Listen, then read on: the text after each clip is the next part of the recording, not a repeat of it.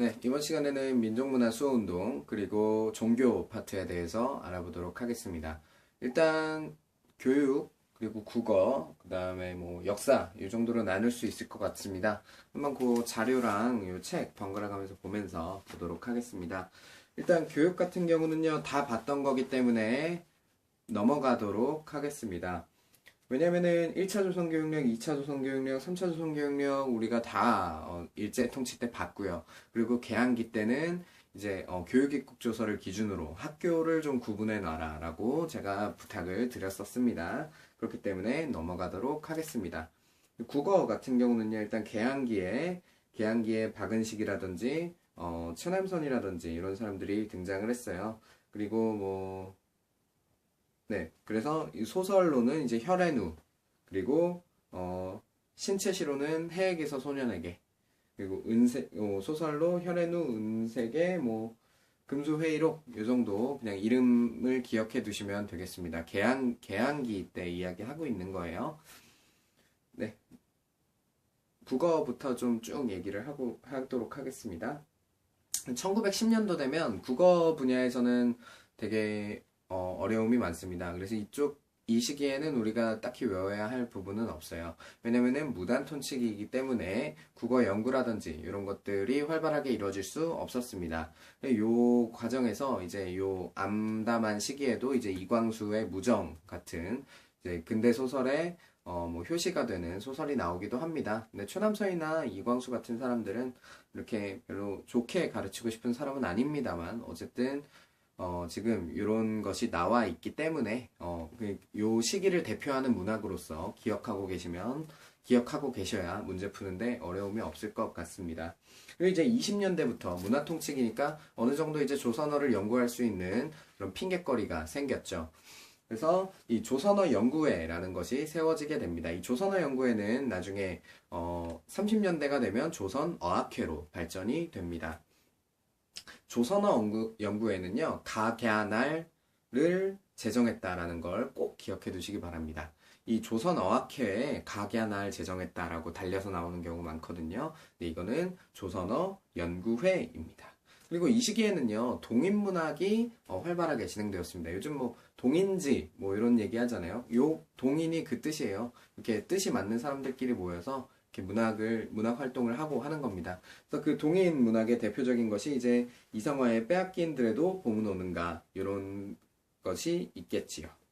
그리고 이 시기에는요, 네, 그 소설 같은 경우는 또 따로 나눠서 보도록 할게요.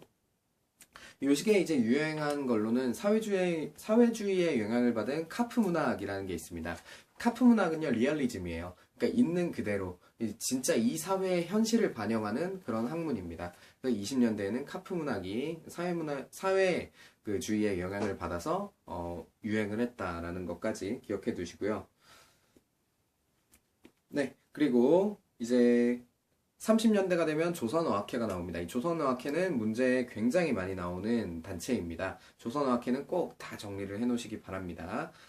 중요한 건요. 한글 맞춤법 통일안, 그리고 표준어를 제정했다라는 게 굉장히 중요하고요. 그리고 우리말 큰 사전 편찬을 시도했다가 실패했다라는 게 중요합니다. 이게 이제 42년도에 가면 조선어학회 사건이 되어서 조선어학회가 이제 여기에 이제 그 치안유지법이 적용이 돼요. 그래서 해체를 당하고 탄압을 당하게 됩니다. 조선어학회 사건까지 연결해서 기억해 두시고요. 이건 40년대지만 연결해서 기억해 두시고요. 그리고 이 30년대 같은 경우 분화로드 운동, 민중 속으로, 그러니까 이것은 이제 문맹 퇴치 운동이다라고 말씀드렸죠. 요거보다 조금 앞선 시기에 20년대 문자 보급 운동 이런 것들이 있었고요. 네, 그리고 40년대에는 이제 저항문학, 저항문학 유행했다라는 거죠. 뭐 이육사의 뭐 광야, 절정, 그리고 뭐 윤동주의 별에는 밤, 그리고 뭐 그런 게 있었습니다. 그리고 뭐 친일문학 있었고요. 노천명, 서정주 이런 사람들이 있었고요. 이거 기억해 두시고요. 그리고 잡지 같은 경우 개항기에는 소년, 그리고 1920년대에는 신여성, 한글, 어린이, 개벽 이런 게 있었습니다. 그러니까 이 잡지들 이름 중에 신여성이라든지 어린이라든지 뭐 개벽, 만세보 이런 것들은 다 천도교에서 주축이 되어서 출판한 잡지예요. 이 천도교는 인내천 사상이잖아요. 인내천 사상. 그러니까 인간 평등 사상을 주장을 한단 말이죠. 그러니까 소외되어 있었던 어린이라든지 여성이라든지 이런 사람들에 대한 잡지를 발행하게 되는 겁니다. 네, 그리고 나중에 좀 이따가 또 종교 얘기할 때 또 이야기하도록 할게요. 그리고 이 30년대에는 진단학보 이런 게 있었다. 네, 뭐 이 정도 보시면 될 것 같습니다. 국어 파트는요. 그리고 역사를 보겠습니다. 역사 같은 경우는 민족주의 사학이 굉장히 중요합니다. 민족주의 사학이 정말 많이 나와요. 그래서 대표적인 인물 두 명이 있다면 신채호 그리고 박은식 이렇게 두 명을 댈 수 있겠습니다. 신채호 같은 경우는 개항기에 쓴 독사실론이라는 책이 있었고요. 독사실론. 그리고 박은식 같은 신채호 같은 경우는 독사실론. 그리고 이제 조선사 연구초, 조선 상고사 이런 것들이 대표 책이고요. 그리고 박은식 같은 경우는 조선 통사, 그다음에 조선 독립운동 지열사 요것이 대표입니다. 그래서 박은식이랑 신채호는 꼭 정리를 해 놓으시기를 부탁을 드리겠습니다. 신채호를 그럼 먼저 좀 볼까요? 신채호는 민족주의 사학의 방향을 제시했다라는 거죠. 그래서 이 민족주의 사학이라는 게 비판받는 것들이 있어요. 객관적이지 못하다라는 부분으로 항상 비판을 받습니다. 하지만 신채호라든지 뭐 이런 민족주의 사학자들은 이제 국민을 통합하는 그러니까 국민을 통합하는 그런 사상적인 역할로는 충분히 뭐 제 역할을 해냈다라고 생각을 하고 있어요. 저는요. 그래서 이제 이 역사의 흐름을 좀 보도록 하겠습니다. 이제 개항기에 개몽사, 애국개몽 운동을 해서 이제 개몽적인 이런 것들이 출판이 됐겠죠. 그래서 이순신전이라든지 저희 을지문덕전이라든지 이런 것들이 이제 나오고요. 그리고 뭐 흥망사 같은 경우는 한나라의 흥망, 그러니까 흥하고 망하고 요거를 이제 써놓은 책입니다. 베트남 흥망사 이런 책들이 있어요. 그리고 뭐 방금도 말씀드렸지만 신채호의 독사신론, 민족주의 사학의 근간을 깔아놓은 책. 그리고 1910년도 같은 경우는 무단통치기잖아요. 요 시기에 바로 식민사학이 등장하게 됩니다. 식민사학 같은 경우는 중추원 같은 친일. 중추원은 저희 조선총독부에다가 이제 자문을 하는 조직이었잖아요. 물론 이 고려 시기에는 왕명출납을 했던 거고, 그리고 이제 구한말이 되면은 중추원을 의회로 하자라는 뭐 그런 중추원 의회 제안도 나오고요. 독립협회를 통해서. 그리고 그 이후에 이제 이 중추원 같은 경우는 이 친일 정치인들이 총독부에다가 자문을 올리는 그런 자문기관의 역할을 했다라고 했죠. 그리고 조선사 편찬위, 그다음에 조선사 편수회, 그리고 청구학회 이런 데에서 이제 식민사관을 막 쏟아내기 시작했습니다. 그래서 대표적인 것이 이제 타율성론. 너희는 뭔가 자주적으로 했던 적이 없어. 그래서 임나인보무설이라든지 반도사관이라든지 이런 것들이 나왔고요. 당파선론은 되게 웃겨요. 너희는 검은 피가 흘러서 이렇게 싸우는 피가 흘러. 그래서 당파 싸움밖에 못했어. 이런 논리고요. 그리고 정체성론 같은 경우는 너희는 지금 일본의 고대 정도 수준밖에 못 왔어. 이런 식민사학입니다. 이제 20년대가 되면 이런 식민사학들에 대해서 반대하는 그런 학문들이 나오게 되는 거죠. 그래서 민족주의 사학이 요 시기에 더 발전을 하게 되어서요.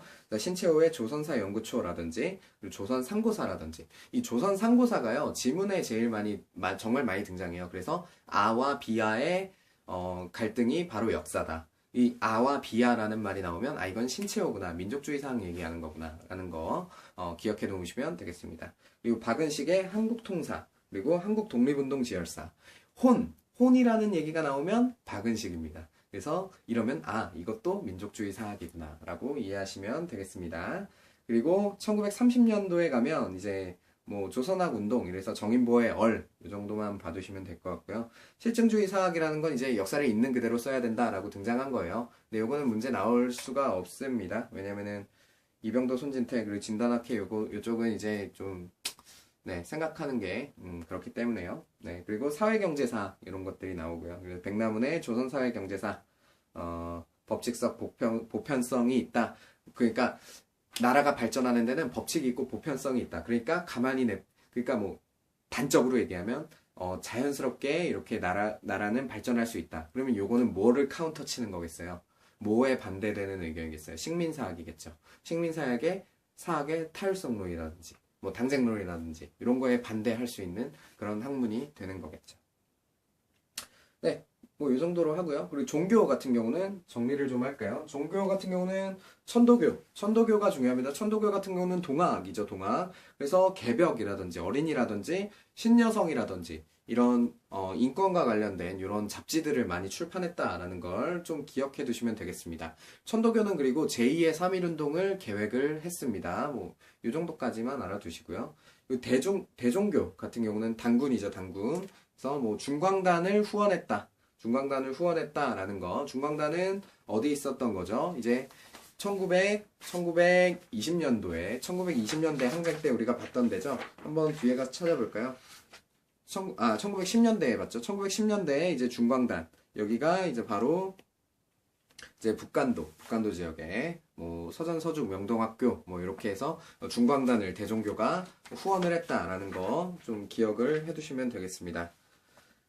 그리고 천주교는 뭐 의미인다. 그리고 원불교가 등장했다는 게 중요해요. 원불교, 불교의 대중화, 그리고 새생활운동 이런 것들을 실시했다. 그리고 기독교는 신사참배를 거부했다. 근데 신사참배에 거부한 곳이 있고 찬성한 곳이 있죠.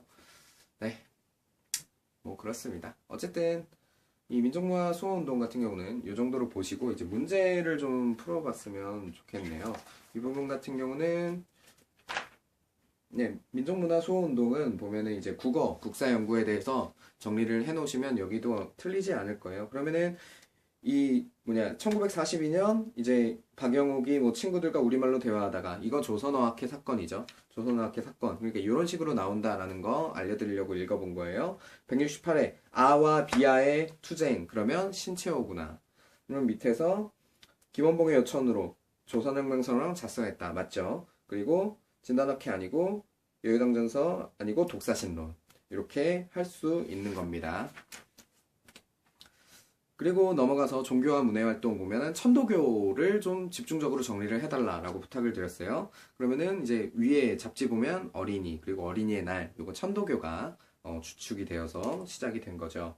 그리고 가종교 나철에 의해 단군교 그럼 대종교죠 대종교 그러면은 그 밑에서 또 대종교에 대해서 찾아볼 수 있겠습니다. 중광단을 조직했다라는 거 정답 바로 있네요. 3번에